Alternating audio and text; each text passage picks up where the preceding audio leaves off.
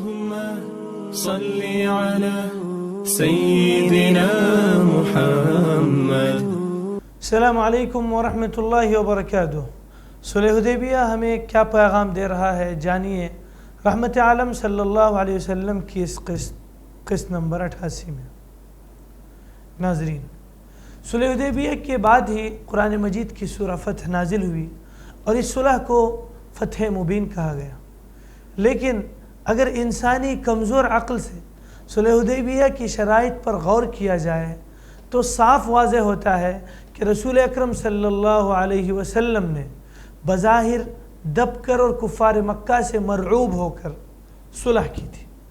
اس لیے کہ صحابہ کرام رضی اللہ عنہم غمگین تھے، اور ہم نے حضرت عمر فاروق رضی اللہ عنہ کا جو واقعہ مفصل واقعہ ہے اس سے پہلے والے قسم میں ہم آپ کو سنا چکے ہیں.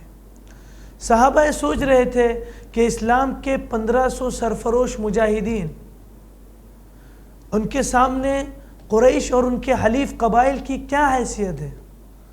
آپ صلی اللہ علیہ وسلم کا ایک اشارہ ہو اور تلواریں نکلیں اور کفار مکہ کے سروں کو ان کے تن سے جدا کر دیں.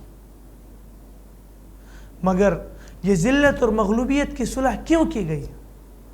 ظاہر ہے کہ رسول اکرم صلی اللہ علیہ وسلم کی مبارک نگاہیں اس صلح کے جن نتائج کو دیکھ رہی تھی، صحابہ کرام رضی اللہ عنہم ان سے ناواقف تھے. ان کی نظریں ظاہری سطح پر تھی، اس لیے ان کو یہ معاہدہ ناگوار، یہ صلح ناگوار گزری. تاہم اللہ تعالیٰ نے اس صلح میں کافی فوائد اور ثمرات رکھے تھے، اس لیے آپ صلی اللہ علیہ وسلم کا سینہ مبارک سخت اور ناخوشگوار واقعات پر تحمل کرنے کے لیے کھول دیا گیا تھا.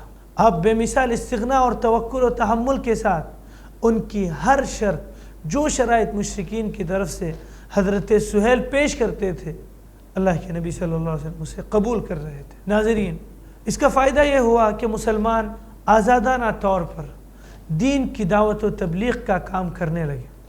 اسلام کی صداقت اور اس کے حقائق پر لوگوں کو غور کرنے کا موقع ملا. کفار مکہ سے مسلمانوں کے فاصلے کم ہوئے، کیونکہ اب تک مسلمان اور کفار ملتے جلتے نہ تھے اور باہمی اختلافات، غزوات اور قتل و غارت گری میں مبتلا تھے. لیکن اب جا کر یہ موقع ملا کہ دشمن اسلام مدینہ منورہ آئیں اور اسلام قبول کریں. آپ صلی اللہ علیہ وسلم کی محبت اور مسلمانوں کا اکرام دیکھیں، مسلمانوں کا اخلاص، حسن عمل، نیک کاری اور پاکیزہ اخلاق کی زندہ تصویر کا بغور ملاحظہ کریں. چنانچہ ابن شہاب زہری کہتے ہیں، اسلام کو اس سے پہلے اتنی بڑی فتح حاصل نہیں ہوئی تھی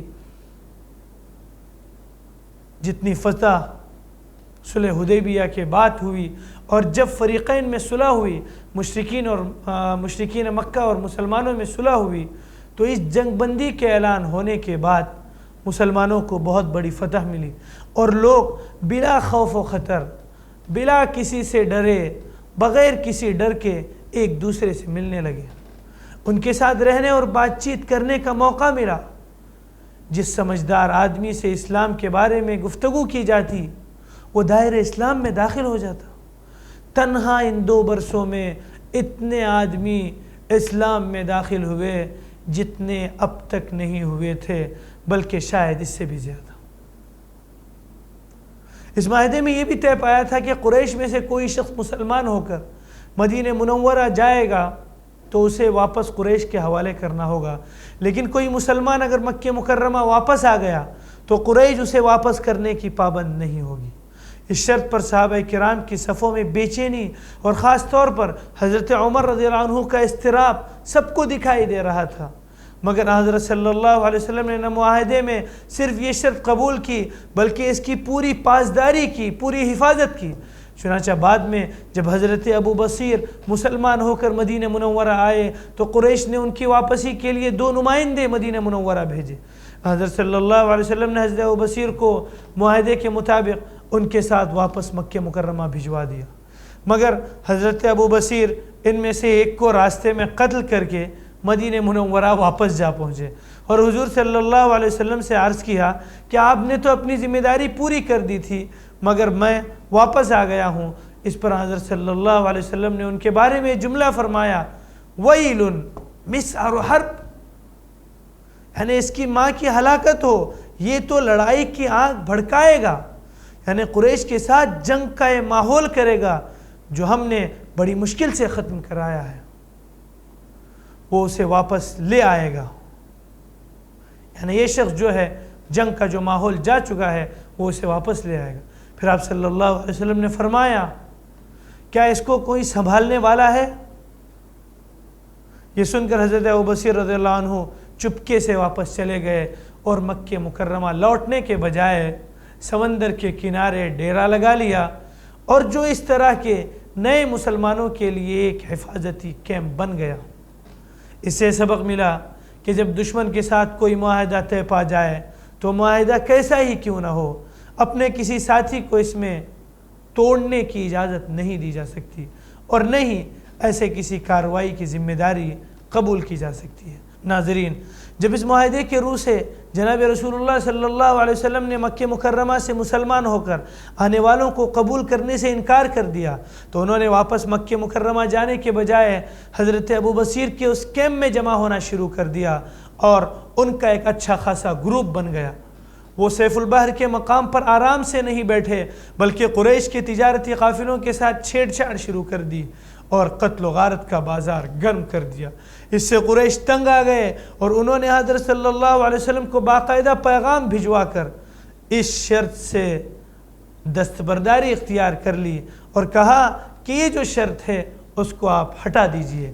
اس کے بعد آپ صلی اللہ علیہ وسلم نے حضرت ابوبصیر رضی اللہ عنہ کے کیمپ کے لوگوں کو مدینہ منورہ بلا لیا۔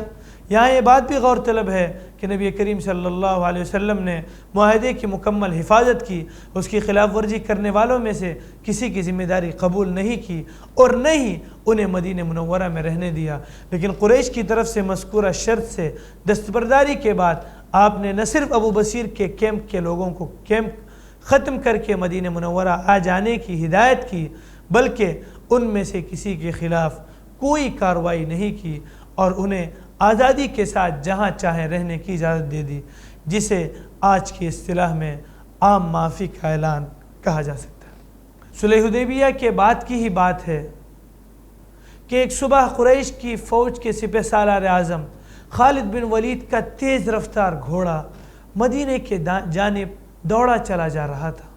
راستے میں قریش کے دو دیگر نامور سالاروں سے ان کی ملاقات ہوئی جن کے نام عمرو بن العاص اور عثمان بن طلحہ ہیں۔ انہیں یوں تنہا مدینے کے جانب رواں دواں دیکھا تو پوچھا، اے ابو سلمان کہاں کا ارادہ ہے؟ اے خالد کہاں کا ارادہ ہے؟ بولے، مدینے جا رہا ہوں مسلمان ہونے۔ دونوں نے حیرت اور خوشی سے ان کی جانب دیکھا اور گویا ہوئے، واللہ ہمارا بھی یہی ارادہ ہے۔ پھر قریش کی فوج کے یہ تین طاقتور ستون بارگاہ رسالت میں حاضر ہو کر مشرف بہ اسلام ہو گئے۔ اس موقع پر رسول اللہ صلی اللہ علیہ وسلم نے صحابہ کرام سے فرمایا، مکے نے اپنے جگر گوشوں کو تمہاری جھولی میں ڈال دیا ہے۔ ناظرین، صلح حدیبیہ سے مسلمانوں کے بھی سبق ملتا ہے کہ جذبات اور اشتعال سے کام نہ لیا جائے۔ غصہ اور اشتعال شیطانی اثر ہے۔ شیطان انسان کو مختلف تدابیر کے ذریعے ابھارنا چاہتا ہے تاکہ وہ جذبات میں آ کر کوئی ایسا کام کر بیٹھے جو اس کے لیے دور رس نقصانات کا باعث بنے۔ اس لیے شریعت نے ہمیشہ عفو و درگزر، صبر و تحمل اور سوچ و تدبر کی تعلیم دی ہے۔ ناظرین، کسی شخص کی کامیابی اور بلندی کا راز یہ ہے کہ انتہائی جذباتی مواقع پر انتہائی عقل و دانش سے فیصلہ کرے۔ انفرادی زندگی میں متحمل اور صبر و ضبط کی ضرورت تو ہے ہی، لیکن اس کی اہمیت اجتماعی جگہوں میں مزید بڑھ جاتی ہے جہاں مختلف اذہان اور طبیعت کے لوگوں سے ملاقات ہوتی ہے۔ اگر صبر و ضبط سے کام نہ لیا گیا تو آپس میں ٹکراؤ اور دشمنی ہوگی، جس کے نتیجے میں اجتماعیت ختم ہو جائے گی اور بکھرے ہوئے تاروں کی طرح انسان بے فیض ہو جائے گا۔ ناظرین، صلح حدیبیہ سے جو ایک اہم بات معلوم ہوئی وہ ہمیں یہ معلوم ہوئی کہ صلح حدیبیہ کے بعد میں جب مسلمان اور کفار آپس میں ملے تو کفار کو جس چیز نے اسلام میں داخل ہونے کی طرف مائل کیا اور جس چیز نے انہیں اسلام میں داخل ہونے پر اسلام قبول کرنے پر مجبور کیا، وہ مسلمانوں کے وہ اخلاق تھے، وہ مسلمانوں کے وہ صفات تھے جو ان کے اندر اللہ کے نبی صلی اللہ علیہ وسلم نے اپنی تعلیمات کے ذریعے، اپنی تربیت کے ذریعے ان کے اندر اجاگر کرنا چاہے تھے۔ تو ناظرین، یہ ہے آج کا پیغام، یہ ہے صلح حدیبیہ کا پیغام کہ ہم جو بھی ہمیں دین کی باتیں معلوم ہو اسے ہم اپنی زندگیوں میں شامل کریں، اور اس کو اپنی زندگیوں میں ہم شامل کر کے عملی ثبوت دیں اور ان کو بتائیں، اور ان کو اپنے عمل سے ہم یہ بتائیں کہ یہ ہے ہمارا دین، اسے کہتے ہیں دین، یہ ہے دین، یہ ہے اللہ کے نبی صلی اللہ علیہ وسلم کا بتایا ہوا طریقہ، یہ ہے مسلمانوں کا طرز عمل، یہ ہے مسلمانوں کی زندگی۔ تو یہ اخلاق جب مسلمانوں کے اندر پیدا ہو جائیں گے تو خود بخود دوسرے لوگ اسلام کی طرف آنا شروع ہو جائیں گے۔ ناظرین، آج کی اس قسط میں اتنا ہی، انشاءاللہ ملتے ہیں اگلی قسط میں۔ والسلام علیکم ورحمۃ اللہ وبرکاتہ۔ اللهم صل على سيدنا محمد وعلى آل سيدنا شفيعنا محمد